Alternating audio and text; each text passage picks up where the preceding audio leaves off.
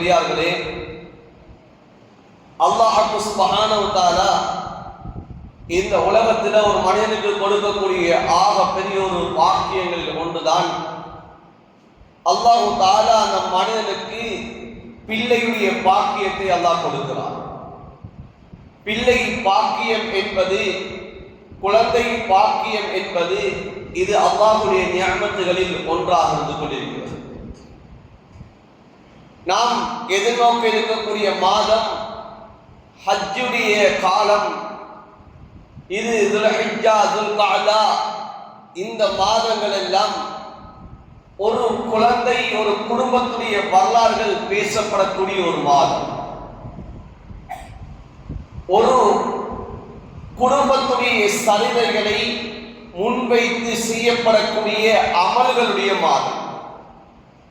அது ஹஜ்ஜுடைய இபாதத்தாக இருக்கலாம், அந்த ஹஜ்ஜுடைய தவாஃபு, அந்த ஹஜ்ஜுடைய சஹீ, அந்த ஹஜ்ஜுடைய காலத்திலே செய்யப்படக்கூடிய குர்பானுடைய அமலாக இருக்கலாம்.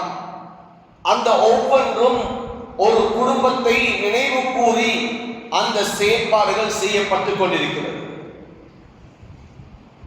அந்த குடும்பம் அல்லாஹ்விடத்திலே பொருந்திக் கொள்ளப்பட்ட குடும்பமாக, அந்த தாய் தகப்பனும் அல்லாஹ்வால் விரும்பப்பட்ட நேசர்களாக, நபியாக, அந்த பிள்ளை அல்லாஹ் தஆலா தெரிவு செய்யப்பட்ட ஒரு நபியாக அல்லாஹ் ஆக்கினார். அன்பார்ந்தவர்களே, சகோதரர்களே, பெரியார்களே, பல வருடங்கள் தவிப்பில் இருந்து அந்த பிள்ளையை பெற்றெடுத்தார்கள் ஹஜ்ரத் இப்ராஹிம் அலைஹிஸ்ஸலாம். அந்த பிள்ளையை அவர்கள் எப்படி வளர்த்தார்கள், அந்த பிள்ளை தாய் தகப்பனுக்கு எவ்வாறு கட்டுப்பட்டது, அந்த பிள்ளை அல்லாஹ்வுடைய கடமைக்கு எவ்வாறு கட்டளைக்கு முக்கியத்துவம் கொடுத்தது என்பதையெல்லாம் நாம் அடிக்கடி இந்த மாதங்களிலே நம்முடைய காதுகளிலே நாம் கேட்டுக்கொண்டிருப்போம். அடிக்கடி இது பிரஸ்தாபம் செய்யப்பட்டு கொண்டே இருக்கும். குழந்தை பாக்கியம் என்பது இது ஆக பெரிய அல்லாஹ்வுடைய பாக்கியம். அல்லாஹ் ஒரு மனிதனுக்கு கொடுக்கக்கூடிய ஒரு நியமத்தாக இருந்து கொண்டிருக்கிறது. அதிலே அல்லாஹ் யாருக்கு அல்லாஹ் ஆண் பிள்ளையை கொடுக்க வேண்டும் என்பார் விரும்புகிறானோ அவர்களுக்கு ஆண் பிள்ளை அல்லாஹ் கொடுக்கிறான். யாருக்கு பெண் பிள்ளையை கொடுக்க வேண்டும் என்பார் விரும்புகிறானோ யஹபுலிமை யஷா இனாசா, அவர்களுக்கு அல்லாஹ் பெண் பிள்ளையை கொடுக்கிறான். இன்னும் தான் விரும்பியவர்களுக்கு இரண்டையும் சேர்த்து கொடுக்கிறான். இன்னும் சிலரை அல்லாஹ் விர மலடிகளாக, பிள்ளை பாக்கியம் அற்றவர்களாக அல்லாஹ் ஆக்கிவிடுகிறான் என்பதை குர்ஆன் தெளிவாக பேசுகிறது. எனவே உலகத்திலே ஆண் பெண் இரண்டு பேரையும் அல்லாஹ் ஜோடிகளாக படைத்திருக்கிறான்.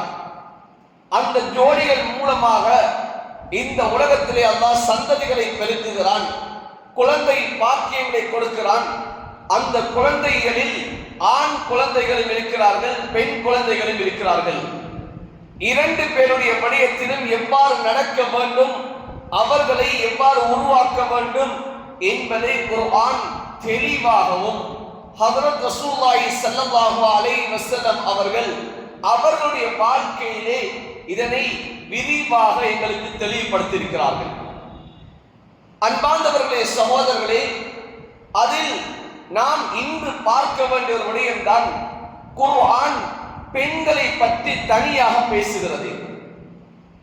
இந்த பெண்களை பற்றி குர்ஆன் எவ்வாறு அவர்களுடைய வாழ்க்கை வழிமுறைகள் நடக்க வேண்டும், உலகத்திலே அவர்கள் எவ்வாறு வாழ வேண்டும், அவர்களுக்குரிய உரிமை என்ன என்ற விடயங்களை எல்லாம் குர்ஆன் பேசுகிறது.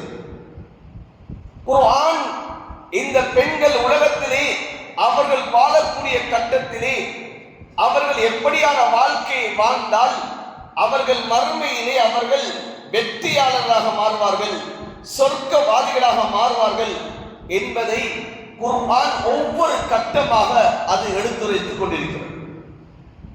ஸல்லல்லாஹு அலைஹி வஸல்லம் அவர்கள் பெண்களை பார்த்து சொன்னார்கள், உங்களைத்தான் நான் அதிகமாக நரகத்தில் கண்டேன் சொன்னார்கள்.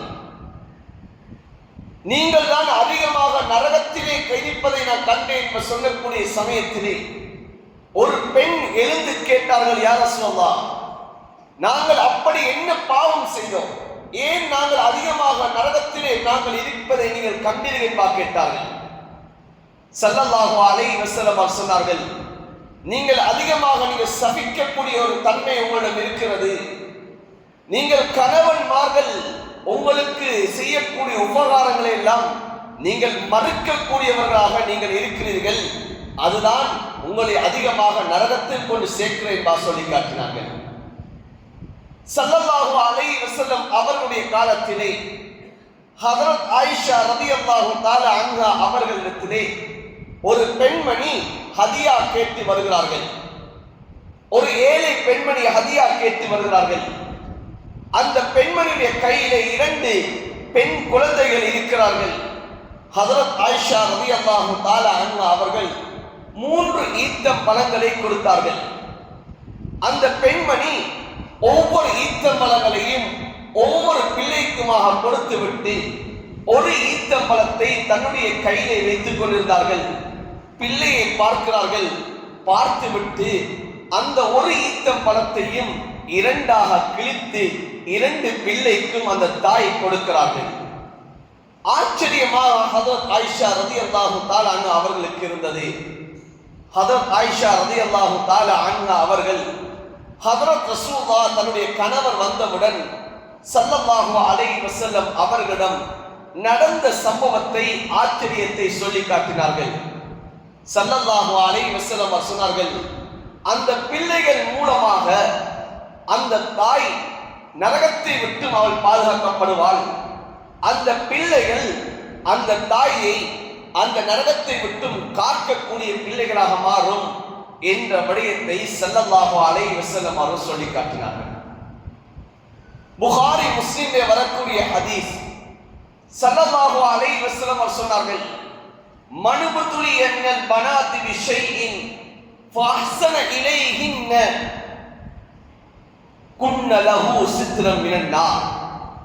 ஸல்லல்லாஹு அலைஹி வஸல்லம் அவர்கள் சொல்லி காட்டினார்கள், யாருக்கு அல்லாஹ் பெண் குழந்தைகளை கொடுத்து அந்த பெண் குழந்தைகளை நல்ல முறையில் அவர்கள் வளர்ப்பார்கள் என்று சொன்னால், அந்த பிள்ளைகளுக்கு ஒழுங்கான ஒழுக்கங்களை கற்றுக் கொடுத்து தீனை கற்றுக் கொடுத்து நல்லவர்களாக சீதேவிகளாக யார் வளர்ப்பார்களோ அவர்களுக்கு அந்த பிள்ளைகளே நரகத்துடைய திரையாக மாறிவிடும் என்பார் சொல்லி காட்டினார். நரகத்துடைய திரையாக அந்த பிள்ளைகள் மூலமாக அந்த தாய் தகப்பன் அந்த பிள்ளைகள் மூலமாக தன்னை நரகத்தை விட்டும் அவர்கள் காத்துக் கொள்வார்கள் என்பார் சொல்லி காட்டினார். அன்பார்ந்தவர்களே, சகோதரர்களே, ஸல்லல்லாஹு அலைஹி வஸல்லம் அவர்கள் இன்னும் ஒரு ஹதீஸ் சொல்லி காட்டினார்கள், மன் ஆல ஜாரியத்தைனி ஹத்தா தப்லுகா, யார் 2 பெண் குழந்தைகளை அவர்கள் பருவ வயதை அடையும் வரைக்கும் அந்த பிள்ளைகளை ஒழுங்கான பக்குவத்தோடு அந்த பிள்ளைகளுக்கு நல்ல ஒழுக்கங்களை கொடுத்து யார் அந்த பிள்ளைகளை பராமரிப்பார்களோ, அந்த பிள்ளைகளை யார் வளர்ப்பார்களோ, ஜாஅ யௌமல் கியாமத்தி அன வ ஹுவ வலம்ம இஸ்பா. ஹஜ்ரத் ரசூலுல்லாஹி ஸல்லல்லாஹு அலைஹி சொன்னார்கள், நானும் அவரும் கியாமத்திலே எப்படி இருப்போம் என்று சொன்னால், தன்னுடைய 2 விரல்களை நபி அவர்கள் ஒட்டி காட்டினார்கள். நாம் 2 பேரும் இப்படி ஒட்டியவர்களாக ஒன்றாக இருப்போம் என்பார் ஸல்லல்லாஹு அலைஹி வஸல்லம் அவர் சொல்லி காட்டினார்கள்.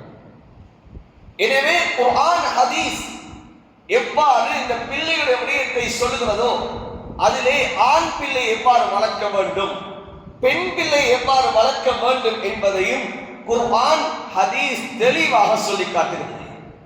குர்ஆன் சொல்லுகிறது, லைஸ தக்கரு கல் உன்சா, ஆண்கள் பெண்களை போல இல்லை என்பதாக சொல்லி காட்டுகிறது. ஏன்? பெண்களுக்கென்று சில விடயங்கள் இருக்கிறது, அவர்களுக்கு தனித்துவமான சில செயற்பாடுகள் இருக்கிறது, அவர்களை போல் நீங்கள் இல்லை என்பதாக குர்ஆன் சொல்லுகிறது. ஆணும் பெண்ணும் சமமாக முடியாது. அதனால்தான் ஸல்லல்லாஹு அலைஹி வஸல்லம் அவர்கள் ஒரு விடயத்தை சபித்து காட்டினார்கள்.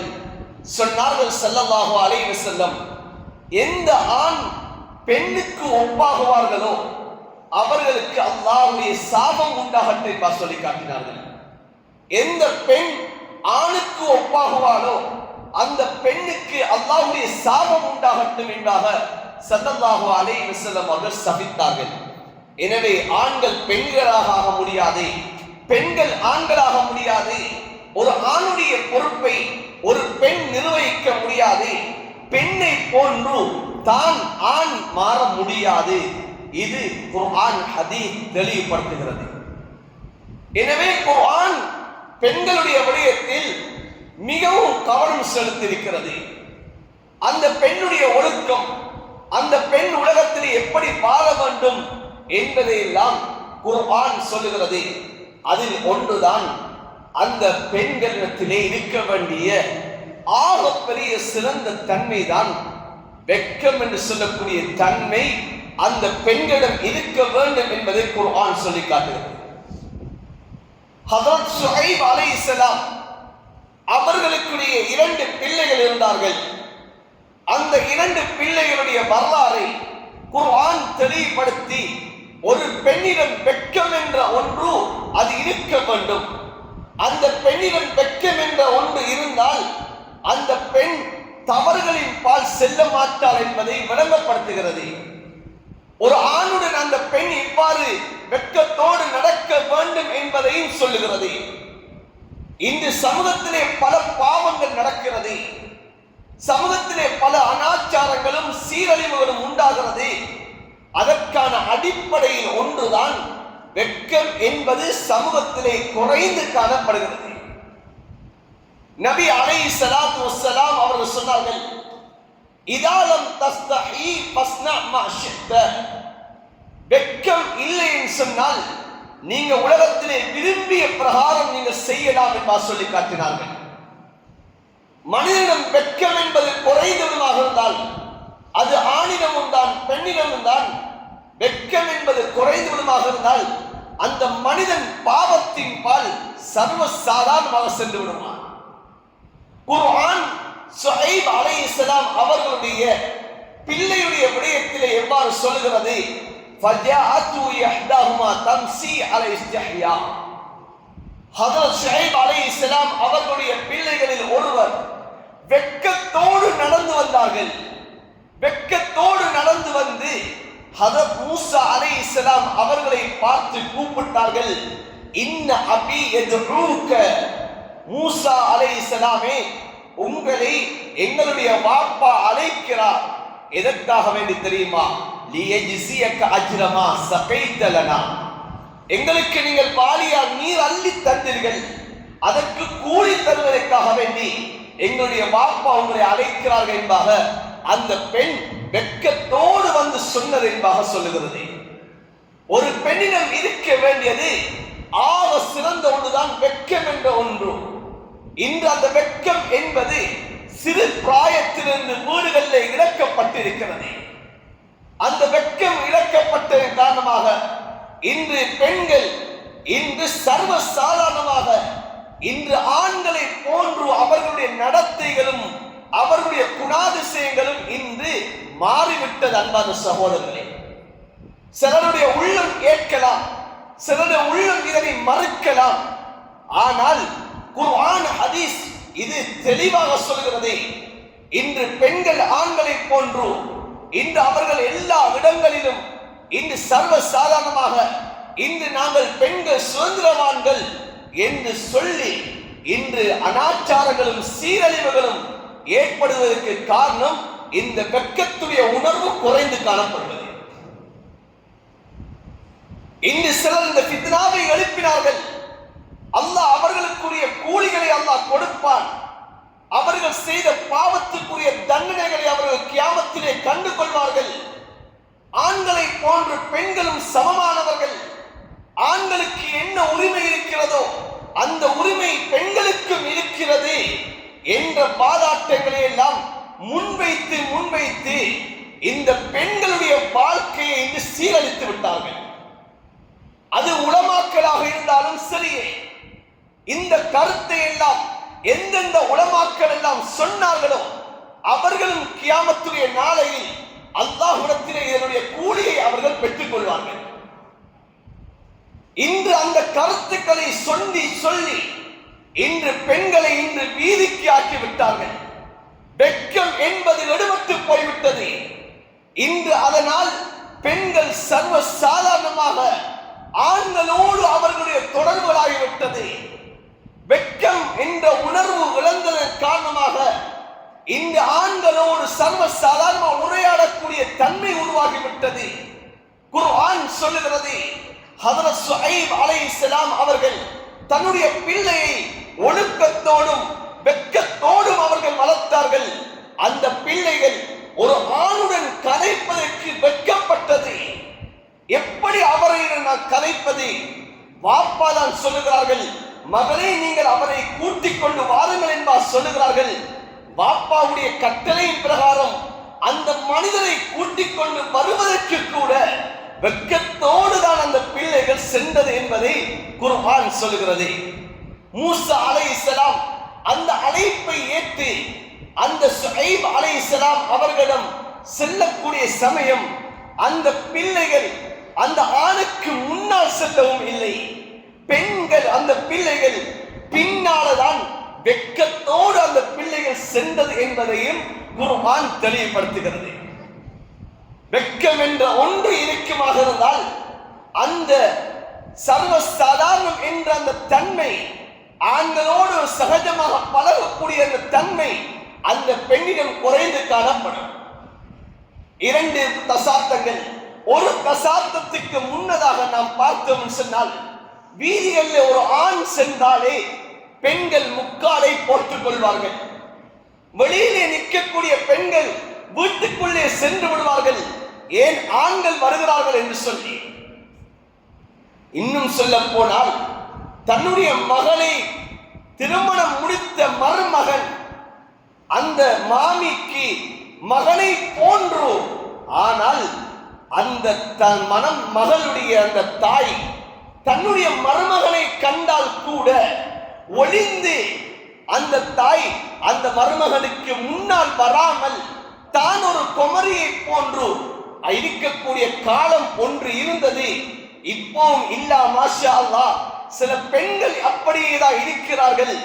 ஆனால் இன்று காலம் மாறி மாறி எந்த அளவன் சொன்னால், இந்த வெட்கத்துடைய குறைபாடு இன்று அந்த மணமகள் தன்னுடைய மனைவி யாரு, தன்னுடைய மாமி யாரு, அவர் தன்னுடைய தாயை போன்று என்ற அந்த அந்தஸ்து இந்த சமூகத்திலே இழந்து விட்டது. காரணம் என்ன? இந்த வெட்கத்துடைய குறைபாடு. அன்பான சகோதரர்கள், இன்று தன்னுடைய மனைவியை பார்ப்பதை போல இன்று எத்தனையோ மருமகன்மார்கள் இன்று தன்னுடைய மாமிமார்களை பார்க்கிறார்கள். ஏன் இந்த வெட்கத்துடைய குறைபாடு? ஒரு தாய் எப்படி இருக்க வேண்டும் என்ற அந்த தன்மை அந்த தாயிடம் அது குறைந்து காணப்படுகிறது. இன்று தன்னுடைய பிள்ளையை போன்று தானும் ஆடைகளை அணிந்து இன்று பிள்ளை கிழவியை போன்றும் இன்று தாய் இன்று குமரியை போன்றும் காணப்படக்கூடிய சூழல் உருவாகிவிட்டது. காரணம் இந்த வெட்கத்திலே குறைபாடு. இதனால் சமூகத்திலே இன்று ஃபித்னாக்களும் இன்று சீரழிவுகளும் இன்று அதிகம் காணப்படுகிறது. எனவேதான் குர்ஆன் முதலாவதாக பெண்களுக்கு சொல்லக்கூடிய விடயம் என்ன தெரியுமா? ஒரு பெண் வெட்கம் உள்ளவளாக இருக்க வேண்டும். அந்த வெட்கம் தான் அந்த பெண்களை பாவத்தை விட்டு தடுக்கும் என்பதை குர்ஆன் தெளிவுபடுத்துகிறது. இரண்டாவதாக குர்ஆன் ஒரு பெண்ணை பார்த்து சொல்கிறது, அந்த பெண்ணுடைய நடை, அந்த பெண்ணுடைய நடை அது கம்பீரமாக இருக்க வேண்டும். அந்த பெண்ணுடைய நடையின் மூலமாக ஆண்களை ஈர்க்கக்கூடியதாக அந்த பெண்ணுடைய நடையும் இருக்கக்கூடாது என்பதை குர்ஆன் சொல்கிறது. எவ்வாறு சொல்கிறது? ஃபலா யத்ரிபுன பிஅர்ஜுலிஹின்ன லியுஅலம மா யுஃபீன மின் ஸீனத்திஹின்ன. நீங்கள் கால்களை எடுத்து வைத்து நடக்கக்கூடிய கட்டத்தில் உங்களுடைய கால்களில் நீங்கள் கொலுசுகளை கூட நீங்கள் போட்டுவிடக் கூடாது. கால் கொலுசுகளை போட்டாலும் அந்த நடக்கக்கூடிய கட்டத்தில் சத்தம் வந்துவிடும். நீங்கள் சத்தம் வந்துவிட்டால் உங்களை நீங்கள் மறைக்கக்கூடிய விடயங்கள் எல்லாம் அது தெரியப்பட்டுவிடும் என்பதாக குர்ஆன் சொல்லுகிறது. எந்த அளவு ஒரு பெண்ணை பாதுகாப்பதற்காக வேண்டி குர்ஆன் சொல்லக்கூடிய விடயம். ஆனால் இன்று எம்முடைய பெண்கள் எம்முடைய பிள்ளைகளை நாம் எப்படி வெளியிலே அனுப்புகிறோம்? எப்படி அனுப்புகிறோம்? அன்பார்ந்தவர்களே, சகோதரர்களே, பெண்ணுடைய நடையில் கூட ஃபித்னா இருக்கிறது. எனவே அந்த நடையை நீங்கள் எப்படி நடக்க வேண்டும் என்பதை குர்ஆன் சொல்கிறது. அந்த நீங்க நடக்கக்கூடிய நடை அடுத்தவர்களுக்கு கவர்ச்சியான நடையாக இருக்கக்கூடாது. அடுத்தவர்கள் உங்களை உற்று நோக்கக்கூடிய அந்த நடையாக இருக்கக்கூடாது என்பதை குர்ஆன் சொல்கிறது. ஏன்? ஃபித்னா வந்துடக்கூடாது. ஸல்லல்லாஹு அலைஹி வஸல்லம் அவர்கள் தன்னுடைய இறுதி கட்டத்திலே சொன்ன வார்த்தை என்ன தெரியுமா? மா தரக்து பஅதி ஃபித்னத்தன் அதர்ர அலா ரிஜாலி மினன் நிஸா. ஸல்லல்லாஹு அலைஹி வஸல்லம் அவர்கள் சொன்னார்கள், என்னுடைய மௌத்துக்கு பிறகு இந்த சமூகத்திலே ஆக பெரிய ஃபித்னாவாக, ஆண்களுக்கு மிகவும் தீங்கிழைக்கக்கூடிய ஒரு ஃபித்னாவாக பெண்களை தவிர நான் எந்த ஒன்றையும் விடவில்லை என்பார் சொல்லி காட்டினார்கள். ஒரு பெண்ணுடைய ஃபித்னா அது ஆண்களுடைய ஈமானை அது பாதிக்கும், குடும்பத்துடைய நிலைமையை பாதிக்கும் என்பதை ஸல்லல்லாஹு அலைஹி வஸல்லம் அவர்கள் சொல்லி காட்டினார்கள். எனவே அந்த பெண் உலகத்திலே நடக்கக்கூடிய கட்டத்தில் எப்படி நடக்க வேண்டும் என்பதை குர்ஆன் சொல்கிறது. அது மாத்திரமா, ஒரு பெண் அவசியம் ஏற்படுகிறது, ஒரு ஆணோடு கலைக்க வேண்டி ஏற்படுகிறது என்று சொன்னால் அந்த ஆணோடு அந்த பெண் எவ்வாறு கதைக்க வேண்டும்? நளினமாக கதைக்க முடியாது. தான் பழமையாக தாய் தகப்பனுடன் தன்னுடைய கணவனுடன் கதைக்கக்கூடிய அதே பாணியில் அதே தொனியில் அவர்கள் கதைக்க முடியாது. குர்ஆன் சொல்கிறது, ஃபலா தஹ்லஅன பில் கௌல், நீங்க பழமையா பேசுற மாதிரி பேசாதீங்க. ஏன்? ஃபயத்மா அல்லதி ஃபீ கல்பிஹி மரத், நீங்கள் யாரோடு பேசுகிறீர்களோ அவர்களுடைய உள்ளத்திலே நோய் ஏற்பட்டுவிடும், அவர்களுடைய உள்ளத்திலே உங்களை பற்றிய அந்த கவர்ச்சி ஏற்பட்டுவிடும், ஃபித்னா உருவாகிவிடும்.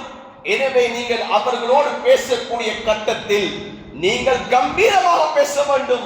ஒரு ஆணோடு, ஒரு அந்நிய ஆணோடு நீங்கள் பேசக்கூடிய கட்டத்தில் ஒரு ஆணுடைய தொனியை போன்று நீங்கள் கம்பீரமாக பேச வேண்டும், நளினமாக பேசக்கூடாது என்று சொல்கிறது. இன்றைக்கு பேச்சு மூலமாக ஃபித்னா, இன்னைக்கு எத்தனையோ வீடுகளில், எத்தனையோ இடங்களில், இன்று கணவன்மார்கள் இல்லாத இடங்களில் இன்று பெண்களுக்கு எத்தனை விதமான தொடர்புகள். எதனால் அன்பான சகோதரர்களே? இந்த குரல்கள் மூலமாக, அவர்களுடைய அந்த பேச்சுக்கள் மூலமாக இன்று ஃபித்னாக்கள் உருவாகி இருக்கிறது. இன்று போன்களை எடுத்து பார்த்தால் இன்று சாதாரணமாக இன்று தவறுதலான அழைப்புகள் வந்து விட்டாலும் அந்த அழைப்புகளில் பேசக்கூடிய அந்த தொழில் மூலமாக இது தவறான அழைப்புகள், அது நீடிக்கக்கூடிய அழைப்புகளாக மாறிவிடுகிறது. ஏன்? அந்த குரல்களில் ஃபித்னா இருக்கிறது என்பதை குர்ஆன் சொல்கிறது. நீங்கள் அடுத்தவர்களுடைய எப்படி பேச வேண்டும் என்பதை குர்ஆன் சொல்கிறது. ஆனால் இன்று நம்முடைய பிள்ளைகளுக்கு நாம் கற்றுக் கொடுப்பது கிடையாது. தாய் தகப்பனுக்கு இது பொறுப்பு. இந்த விடயங்களை நம்முடைய பிள்ளைகளுக்கு கற்றுக் கொடுக்க வேண்டும், பிள்ளைகளுக்கு சொல்ல வேண்டும். நீங்கள் எம்முடைய மஹ்ரமியத்துடைய விடயத்தில் யார் யாரை நீங்கள் பார்க்க முடியுமோ, யார் யாரோடு நீங்கள் பேச முடியுமோ, அவர்கள் அல்லாதவர்களிடத்திலே உங்களுடைய அந்த தொனி எவ்வாறு இருக்க வேண்டும் என்பதையும் பிள்ளைகளுக்கு கற்றுக் கொடுப்பது தாய் தகப்பனுடைய பொறுப்பாக இருக்கிறது.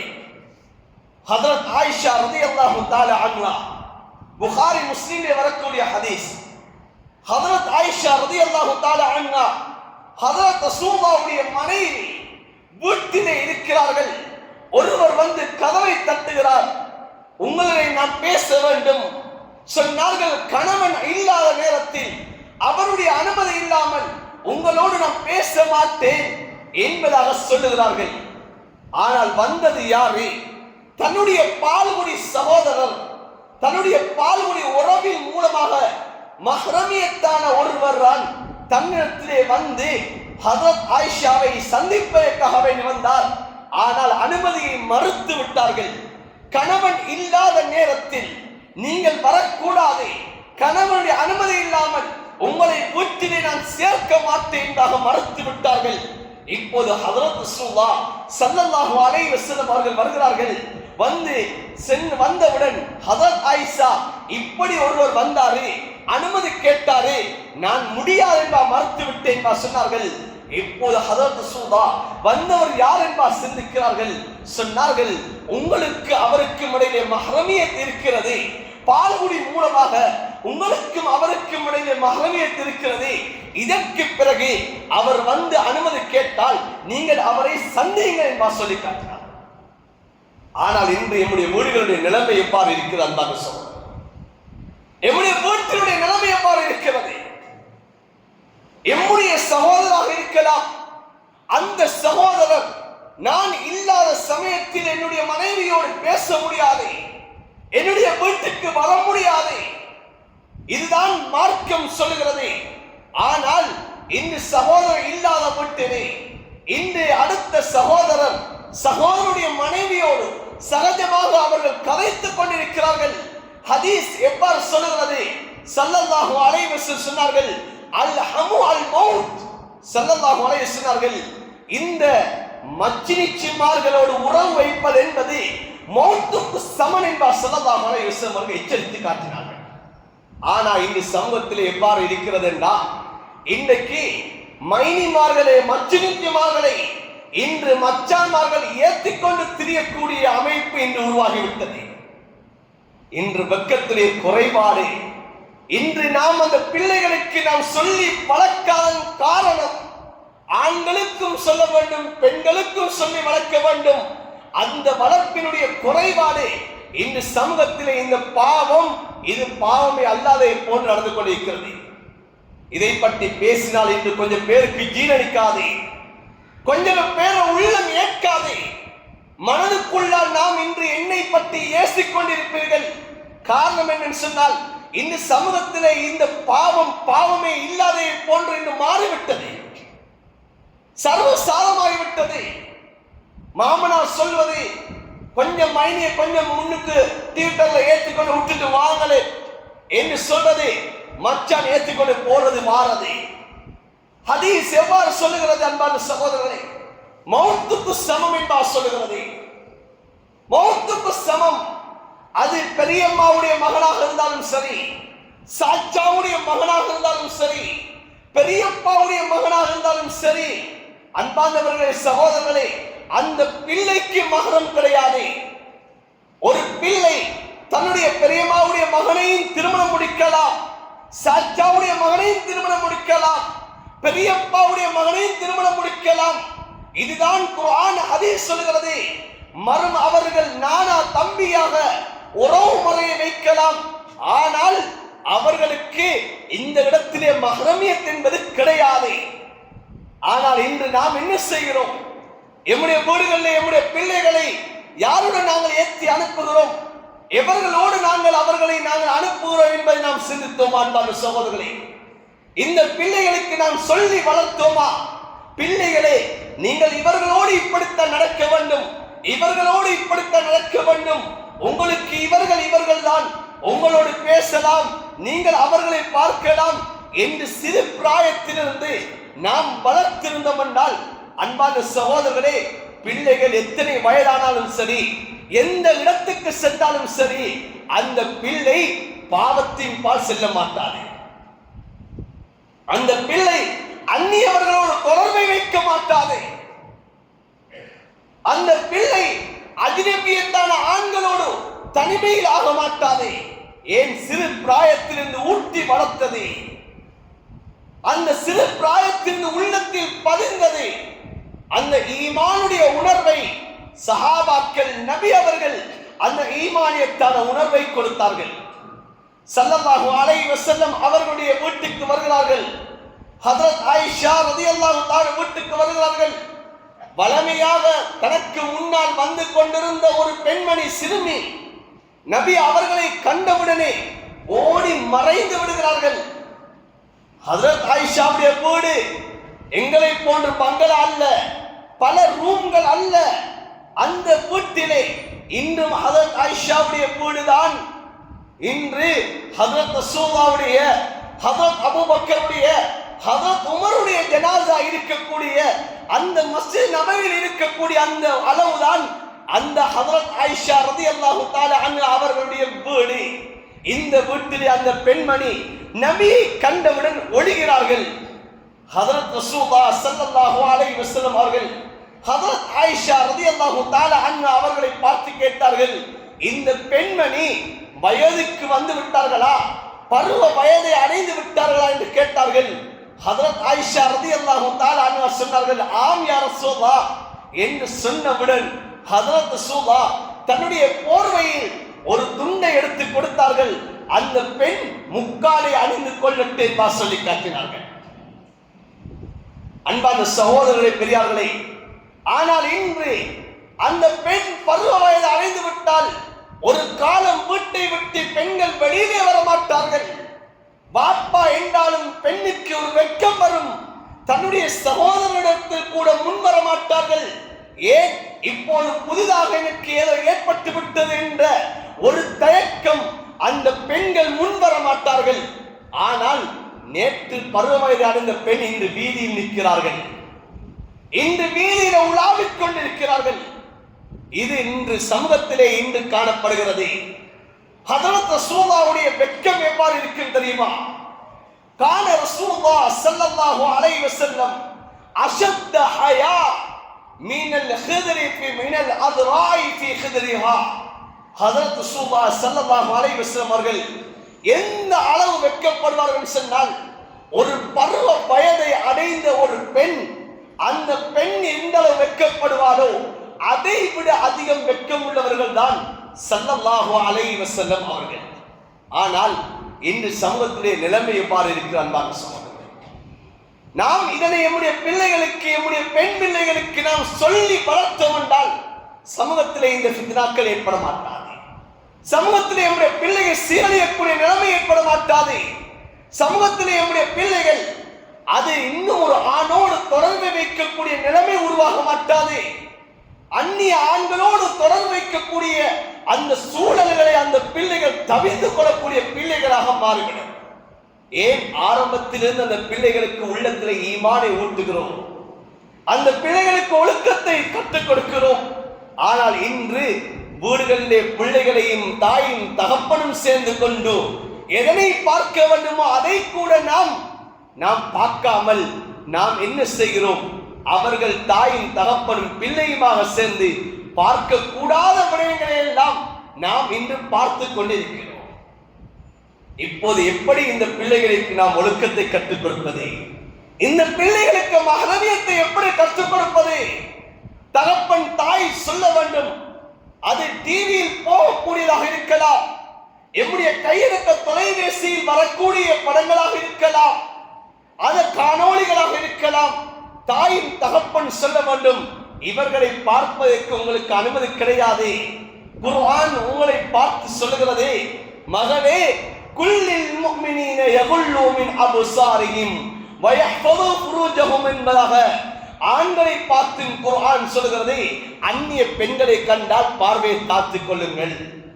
மகளே உங்களை பார்த்து குர்ஆன் சொல்லுகிறது, குல்லில் முஃமினா யகுல்லுன மின் அப்சாரிஹின்ன வ யஹ்ஃபல்ன ஃபுரூஜஹுன்ன. முஃமினான பெண்களே அந்நியவர்களை கண்டால் உங்களுடைய பார்வையை நீங்கள் தாழ்த்திக் கொள்ளுங்கள், உங்களுடைய அகங்களை நீங்கள் பாதுகாத்துக் கொள்ளுங்கள் என்பார் குர்ஆன் சொல்கிறது. எனவே நாம் அந்நியவர்களோடு இப்படித்தான் நடக்க வேண்டும், அஜ்னபியத்தானவர்கள் இப்படித்தான் நடக்க வேண்டும், எம்மளோடு மகரம் இல்லாதவர்களை நாம் பார்த்து விடக்கூடாது மகளே என்பதாக நாம் சிறிய பிராயத்திலிருந்து வளர்த்திருந்தோம் என்றால், அன்பார்ந்தவர்களே, எம்முடைய பிள்ளை டியூஷனுக்கு போகலாம், காலேஜுக்கு போகலாம், யூனிவர்சிட்டிக்கு போகலாம், பாடசாலைக்கு போகலாம், எம்முடைய பிள்ளை அஜ்னபியத்தானவர்களோடு தொடர்பு வைக்க மாட்டாது. அந்த பிள்ளை அந்நியவரோடு சர்வ சாதாரணமாக பழக மாட்டாது. ஏன்? சிறு வயதிலிருந்து பழக்கியது. ஆனால் இந்த நிலைமை மாறுவதற்கான காரணம் தாயும் தகப்பனும். அன்பாக சகோதரர், இதனை சொல்லாமல் வளர்த்தது ஏன்? அதற்கு நாம் நேரம் கொடுக்கவில்லை, இதனை நாம் கற்றுக்கொள்ளவில்லை.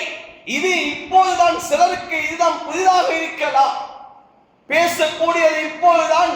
எப்படி ஹதரத் ரசூலுல்லாஹ் வஃபாத்தானதற்கு பிறகு ஹஜ்ரத் உமர் ரலியல்லாஹு தஆலா அவர்கள் வாளை ஏந்தி கொண்டு யார் நபி மௌத்தாகி விட்டார் என்று சொல்கிறார்களோ அவர்களை கழுத்தை நான் துண்டிப்பேன் என்பதாக ஹஜ்ரத் உமர் வைராக்கியத்துடன் இருந்தார்கள். சொன்னார்கள், எப்படி மூசா அலைஹிஸ்ஸலாம் அல்லாஹ்வை தரிசிப்பதற்காக வேண்டி அல்லாஹ்வோடு உரையாடுவதற்காக வேண்டி தூர் சீனாவுக்கு போனார்களோ அவ்வாறு தான் ஹஜ்ரத் ரசூலா போயிருக்கிறார்கள், வருவார்கள் என்று சொன்னார்கள். ஹஜ்ரத் அபூபக்கர் ரலியல்லாஹு தஆலா அன்ஹு அவர்கள் இப்போது வந்து ஹஜ்ரத் ரசூலுல்லாஹ்வுடைய ஜனாஸாவை முத்தமிட்டு மிம்பரில் ஏறி சொன்னார்கள், மன் கான யஅபுதுல்லாஹ ஃபைன்னல்லாஹ லா யமூது வமன் கான யஅபுது முஹம்மதன் ஃபைன்ன முஹம்மதன் கத் மாத. யார் அல்லாஹ்வை வணங்கினார்களோ அந்த ரப்பு அல்லாஹ் அவன் நித்திய ஜீவனாக இருந்து கொண்டிருக்கிறான். யார் முஹம்மதை வணங்கினார்களோ ஸல்லல்லாஹு அலைஹி வஸல்லம் அவர்கள் மரணித்து விட்டார்கள் என்று எப்போது சொன்னார்களோ அதுக்கு பின்னால் இப்போது குர்ஆனுடைய ஆயத்தை ஓதினார்கள். நபியே, நீங்களும் ஒரு நாள் மௌத்தாக கூடியவர்கள் தான், நிச்சயமாக ஒவ்வொருத்தருக்கும் மரணம் இருக்கிறது என்ற குர்ஆனுடைய ஆயத்தை ஹஜ்ரத் அபூபக்கர் ரலியல்லாஹு தஆலா அவர்கள் மிம்பரிலிருந்து ஓத சமயத்திலே இப்போதுதான் இந்த குர்ஆனுடைய ஆயத்தை கேட்பதை போன்றிருக்கிறது என்பதாக அந்த சஹாபாக்கள் சொன்னார்களோ அதே போன்றுதான் அன்பார்ந்தவர்களே, சகோதரர்களே, சிலருக்கு சொல்லக்கூடிய விடயம் புதிதாக இருக்கலாம். இவ்வளவு காலமும் எங்களுக்கு அறியாத விடயங்களாக இருக்கலாம். ஆனால் நாம் இதனை படிக்காத குற்றம். அன்பான சகோதரர்களே, இதை நாம் தெளிவு பெறாதவருடைய குற்றம். இதனை எல்லாம் மிம்பரிலே அரை மணித்தியாலத்துக்குள்ளால் பேசி முடிக்க முடியாது. ஒரு பெண்களுடைய விடயத்தை பற்றி அரை மணி நேரம் 40 நிமிடத்திலே இதை பேசி முடிக்கக்கூடிய விடயம் அல்ல. இதனால் ஏற்படக்கூடிய விளைவுகள் என்ன என்பதை பற்றி நாம் அறிந்து கொள்ள வேண்டும். எனவேதான் குர்ஆன் ஹதீஸ் இவ்வாறு சொல்லி காட்டுகிறது. குர்ஆன் பெண்களை பார்த்து சொல்கிறது, அவர்களுடைய ஆடையுடைய விடயத்திலே குர்ஆன் சொல்கிறது, வலா யுபதீன ஸீனத்தஹுன்ன இல்லா மா ظهر மின்ஹா வல்யத்ரிபன பிஹுமூரிஹின்ன. குர்ஆன் சொல்கிறது, உங்களுடைய ஆடை அலங்காரங்களை நீங்கள் வெளிப்படுத்த வேண்டாம் என்பா குர்ஆன் சொல்கிறது. மறைக்க வேண்டிய பகுதிகள் எல்லாம் மறைக்கப்பட வேண்டும் என்பதை குர்ஆன் சொல்லுகிறது. நீங்கள் முக்காடை அணிந்து கொள்ளுங்கள் என்பதாக குர்ஆன் சொல்லுகிறது. குர்ஆன் சொல்லுகிறது, வலா தபர்ரஜ்ன தபர்ருஜல் ஜாஹிலியத்தின் ஊலா. ஆரம்ப காலம் ஜாஹிலியத்திலே பெண்கள் தங்களை அவர்கள் திறந்த மேனியோடு அவர்கள் அலங்காரங்களை வெளிப்படுத்திக் கொண்டு அவர்கள் தன்னை காட்டிக்கொண்டு திரிந்த மாதிரி நீங்கள் திரிய வேண்டாம் என்பதாக குர்ஆன் சொல்லுகிறது. மறைத்தவளாகத்தான் பெண் திரிய வேண்டும். ஆடை அலங்காரங்களை காட்ட முடியாது. அன்பார்ந்தவர்களே, சகோதரர்களே, இன்று எம்முடைய பிள்ளைகளை நாம் எங்கெங்கெல்லாம் அனுப்புகிறோமோ எம்முடைய பிள்ளையுடைய ஆடைகள் எவ்வாறு இருக்கிறது, எப்படியான ஆடைகளை நாம் வாங்கி கொடுக்கிறோம். முஸ்லிம் ஷரீஃபிலே ஹதீஸ் பதிவு செய்யப்பட்டிருக்கிறது.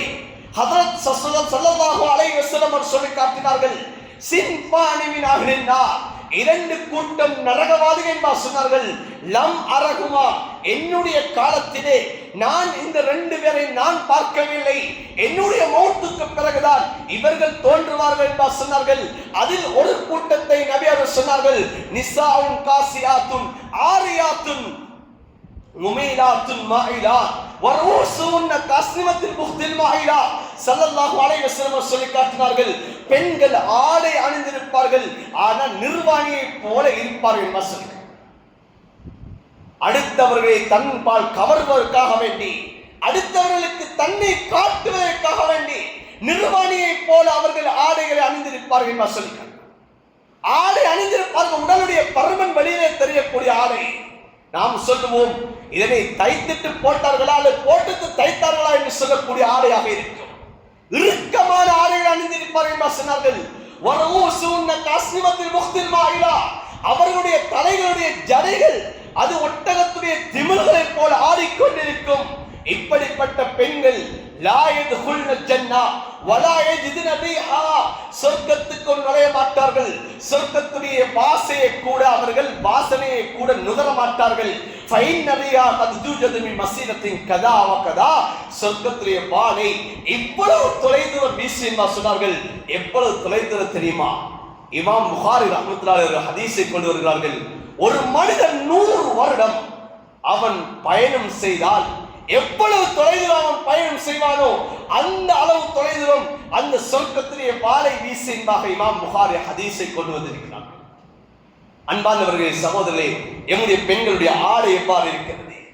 இந்த சமூகத்திலே ஒழுக்க சீர்கேடுகள், அனாச்சாரங்கள் ஏற்படுவது, அடுத்தவர்கள் எம்முடைய பிள்ளைகளை பார்ப்பது எதன் காரணமாக? இந்த ஆடை காரணமாக, அவர்கள் அணிந்து போகக்கூடிய அந்த அணிகளின் காரணமாக, அதன் மூலமாகத்தான் இன்று கவரப்படுகிறார்கள். அதன் மூலமாகத்தான் அவர்கள் பார்க்கப்படுகிறார்கள். இது நான் சொல்லவில்லை, ஹதரத் ரசூலுல்லாஹ் சொல்லி காட்டினது.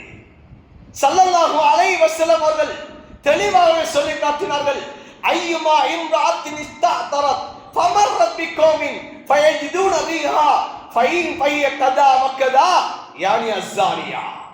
ஸல்லல்லாஹு அலைஹி வஸல்லம் சொன்னார்கள், எந்த பெண்மணி நறுமணத்தை பூசிக்கொண்டு அவள் பாதையால் செல்லுகிறாள், அவள் ஒரு இடத்தை அடைகிறாள் என்று சொல்லக்கூடிய சமயத்தில் அதனை அடுத்தவர்கள் அந்த பெண்ணுடைய வாசனை நுகர்ந்தால் சொன்னால் அந்த பெண்மணி விபச்சாரி என்பா சொல்லி காட்டினார்கள்.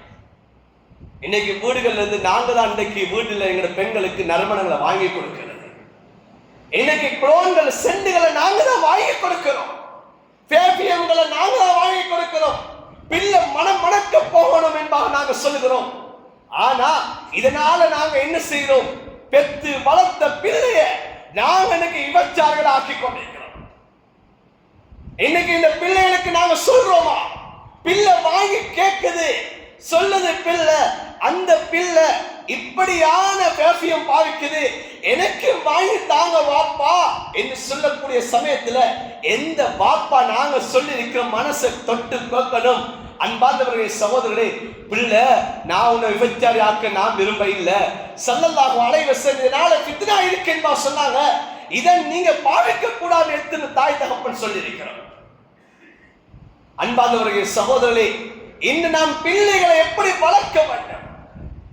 குர்ஆன் பெண்களை பார்த்து சொல்லுது, வலா தன்கிகுல் முஷ்ரிகாத். ஆண்களை பார்த்து சொல்லுது, பெண்களை பார்த்து குர்ஆன் சொல்லுது, வலா தன்கிகுல் முஷ்ரிகீன். ஆண்களே, நீங்கள் முஷ்ரிக்கான ஆண்களை பெண்களை நீங்கள் திருமணம் முடிக்காதீர்கள்.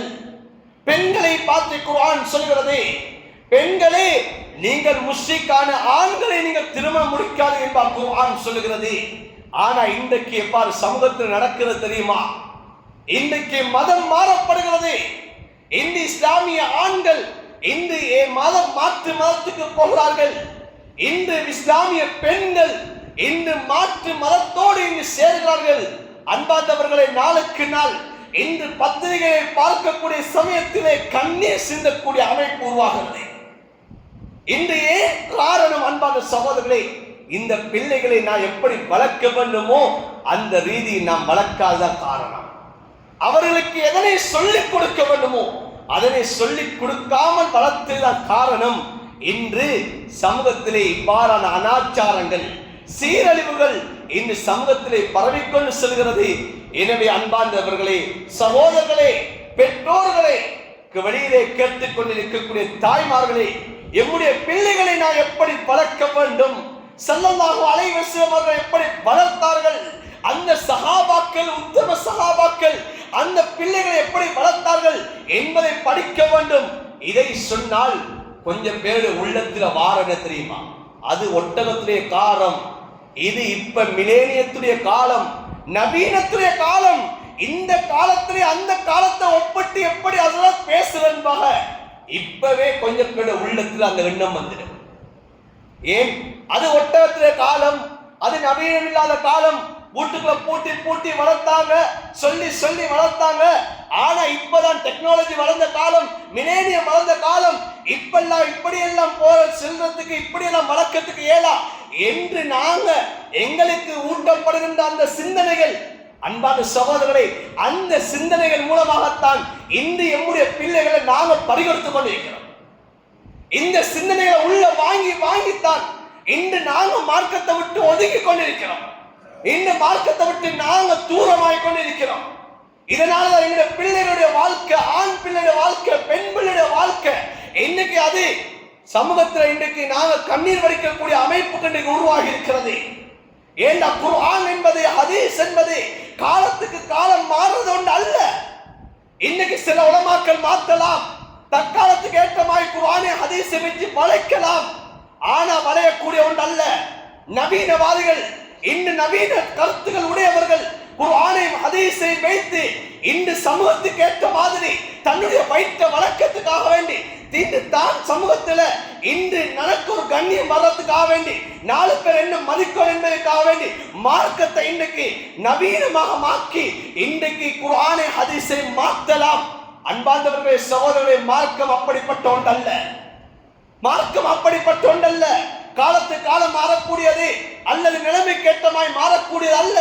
நவீனவாதிகளுடைய கருத்துக்கள் எல்லாம் இன்று எவனோ ஒருத்தனுடைய அந்த யூதனுடைய அந்த கருத்துக்களை உள்வாங்கி சமூகத்தை நாங்கள் நல்லவர்களாக வேண்டி எங்களை பலரும் கண்ணியப்படுத்துவதற்காக வேண்டி இன்றைக்கு அவர்கள் இன்றைக்கு சமூகத்தை வழி நடத்தி கொண்டிருக்கிறாங்க. குர்ஆன் அப்படி சொல்லல.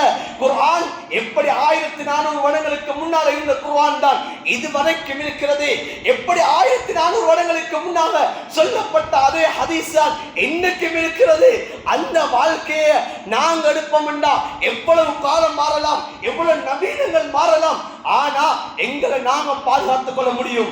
இல்ல நாங்களும் காலத்துக்கு காலம் ஏற்படக்கூடிய மாற்றங்களை வைத்து நாங்களும் மாறுவோமாக இருந்தா அன்பார்ந்தவர்களை எங்களுடைய ஈமான் அது மாறிவிடும். எங்களுடைய பிள்ளைகளுடைய வாழ்க்கை மாறிவிடும். உலகத்துல நாங்க மௌத்தாகிறதுக்கு முன்னாலே நாங்க கண்ணீர் சிந்துற அமைப்பு உருவாகிடும். எங்களுக்காக வேண்டி கண்ணீர் சிந்தக்கூடிய பிள்ளைகளை நினைச்சு நாம கண்ணீர் சிந்தக்கூடிய நிலைமை உருவாகிடும்.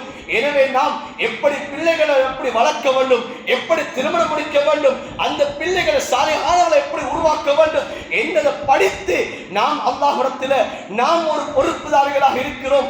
அந்த பொறுப்பை சரியாக நிறைவேற்றியவர்களாக கியாமத்துடைய நாளையில அந்த பொறுப்புக்கு நானும் நீங்களும் பதில் சொல்லக்கூடியவர்களாக அந்த பதிலை தயாரிக்கக்கூடிய வாழ்க்கையாக இந்த உலகத்துடைய வாழ்க்கையை மாற்றுவோம். அல்லாஹ் சுப்ஹானஹு வ தஆலா எங்களுடைய குடும்பங்களை எங்களுடைய சந்ததிகளை சிறந்த சந்ததிகளாக அல்லாஹ் மாற்றுவான். யா அல்லாஹ் எங்களுடைய குற்றம் குறைகளை மன்னிப்பாயாக.